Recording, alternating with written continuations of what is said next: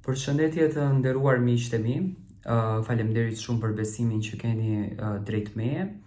Unë sot paralajmërova 2 lajme. Do me thënë, në njërin lajm të parin që e keni në kanalin Monitor TV, e keni në YouTube si dëshmi, unë isha shumë konfuz që Gjesti do të dilte live në Instagram, ashtu si që përflitej, të fliste një realitet të marrëdhënies së tij, të jetës së tij, të situatës së tij.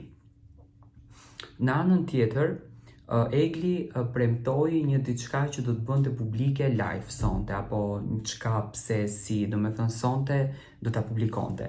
Të gjithë hamendësuam, të gjithë menduam se do t'jetë një dalje live e tyre në Instagram.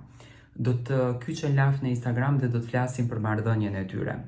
Unë e thash edhe tek videoja që kam bërë sot për Gjestin, që u tha njërë si lajm, pastaj e kam bërë për Eglin.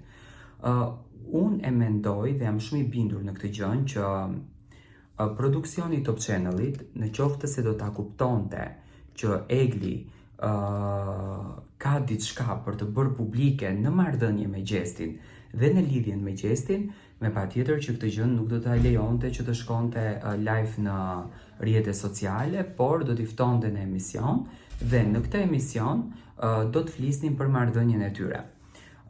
Egli ka folur, por si ka folur?